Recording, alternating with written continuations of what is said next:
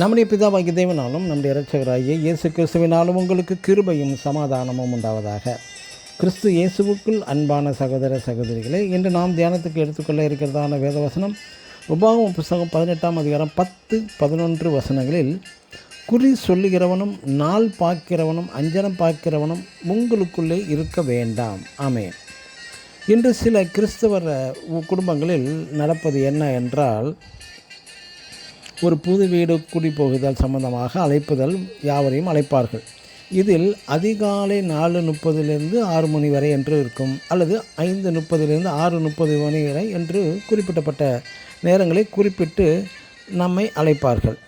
புது மனையில் பிரவேசிக்க அதிகாலை வேலையும் மிகவும் சௌகரியமானது என்பது உண்மைதான்.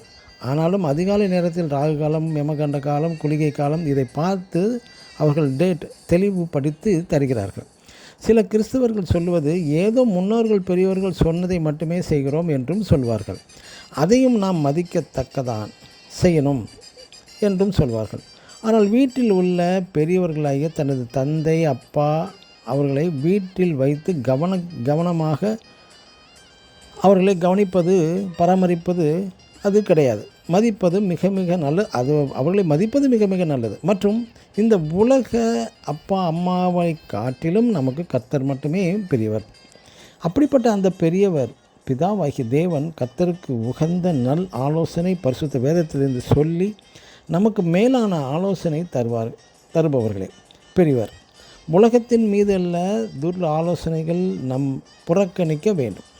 தேவ ஆலோசனை, தேவனுடைய சட்டத்திட்டங்களை நாம் மதித்து ஏற்றுக்கொள்ள வேண்டும். அவர்கள் யாராக இருந்தாலும் சரி, கிறிஸ்துவின் மேல் உள்ள அன்பை விட மனிதர்கள் மேல் வைக்கும் அன்பு விசுவாசத்திற்கு புறம்பானதாகும். தகப்பனையாவது தாயையாவது என்னிலும் அதிகமாக நேசிக்கிறவன் எனக்கு பாத்திரன் அல்ல என்று இயேசு சொன்னதையே மனதில் கொள்ள வேண்டும். ஆமென். God bless you.